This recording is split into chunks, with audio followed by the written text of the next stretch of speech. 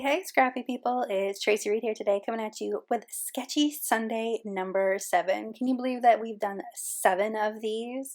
I am scrapbooking my voting day picture. Primary elections were this last week in Tennessee, and so I took a picture and I put my I voted sticker on my mask, and I thought I was pretty funny, so I have to scrapbook the picture, of course.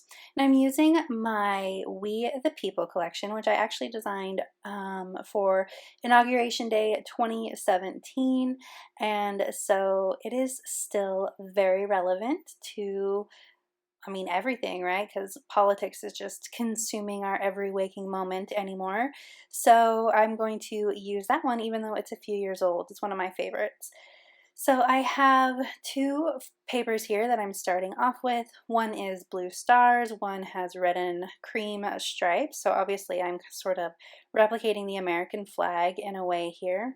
And I decided to use this "Decisions are made by those who show up" journaling card because obviously that is perfect for voting day. And I'm going to use the card as a sort of hinge to hide some journaling about my thoughts about the current state of elections and all of that, plus a text that I got from a campaign bot or something like that about voting for our local candidate, and that I responded to that was pretty funny. So I'm going to include both as a flip up just underneath this card so that you have to look for it. It doesn't ruin the aesthetic of the layout. So I have on the left hand side there, my photo is actually 3.25 by 5.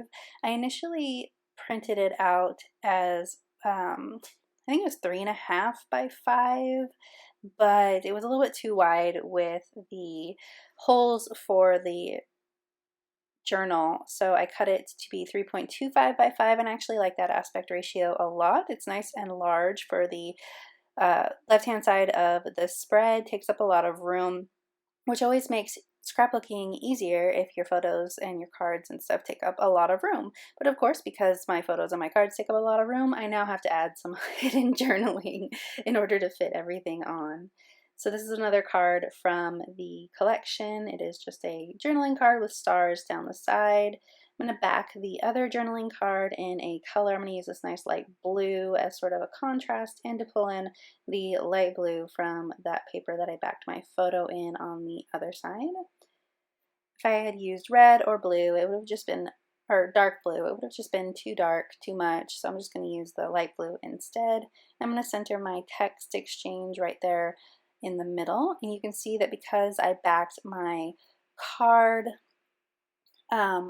with another paper to make it stand out from that red and white paper, it is a little bit larger than a 3x4 card now. I'm going to use this fun shiny star washi tape that I've had in my stash forever to create the hinge. I thought that the shiny stars would go well with the theme and the colors on this spread. So I'm just going to tape one side down, and then once I get that situated, I will tape the other side down. I initially put it a little bit too, it's like crooked, so I'm gonna fix it. I think I actually put my journaling card underneath it crooked, and that was the problem, but I'm not gonna pull that one up to try and fix it because it's hidden enough and I just don't care.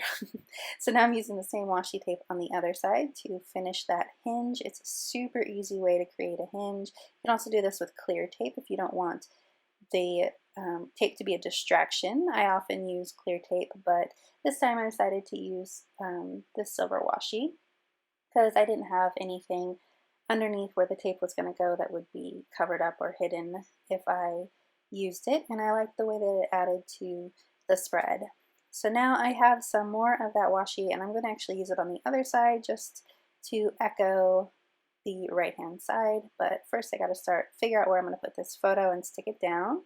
I have a bunch of the stickers from the collection over here, and I went through them to see what I would and wouldn't use. So now I'm going to put all of these extra ones aside and get them out of my way so that I can focus on the ones that I know that I might end up using, which of course I won't end up using all of them, but I'm going to use some. I'm going to use this ballot box because duh. And I want to use this Rock Your Vote. So because I use the Rock Your Vote, I don't need too many word strips, sort of votey embellishments. So I'm not quite sure. A lot of these that I pulled out had to do with voting. I voted stickers, that kind of a stuff. So I don't want to be too repetitious with my embellishment choices. So repetitious, I'm pretty sure I just made that word up, but I like it, I'm going with it. Repetitive was the word that I was going for, in case you were wondering. So I'm going to add this washi tape up here, and then what ends up happening is I don't love the way that they're basically on the same plane across the spread, so I'm going to cover up the majority of it with my embellishments. So I'm going to put that Rock Your Vote over the top of that one, and then I'm going to use some other embellishments on the top of this one to cover it up as well. That way they look sort of like background instead of elements that are being too repetitive. So I added some stickers underneath the flip up just so that it wouldn't be too plain under there.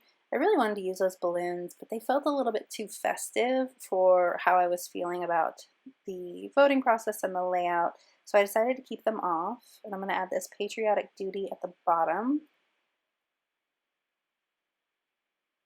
Now I'm going to figure out what I want on this side. I have a lot of embellishments, again, like I said, that are repetitive, so I'm going to start by adding in these 3 stars that I want to add. I believe that there's more in the collection, but I've used it before, so this is just kind of what I have left over. So I'm going to add them in 3 places on this spread, and I'm also going to add the little hearts as well, sort of like you would add an enamel heart, but I'm going to add these little paper hearts. I do end up adding a little bit of enamel on here just to add a little bit of texture to the layout. When you're using digital embellishments, sometimes because you know you don't have chipboard or puffy stickers and stuff like that, it can feel a little flat. So I like to incorporate some IRL products where I can. I cover up some of this washi tape with that word bit up there, and then I'm going to finish off the layout by adding in this last star and heart cluster. And then I'm going to pull in some of the enamel dots in my stash. I want to go with light blue, I believe, so that I pull in just another color on this layout, and it matches my mask on the left-hand side there. So this sketch is available on my blog. I will leave a link in the description box below. You can download a printable PDF to make it super easy. If you enjoyed this video, I'd love it if you give it a thumbs up. If you're new here, go ahead and subscribe. I would love to have you. If you don't already, you can follow me over on Instagram. I'm at Traci M. Reed, and I will leave a link to the We the People collection in the description box as well. All right, thank you.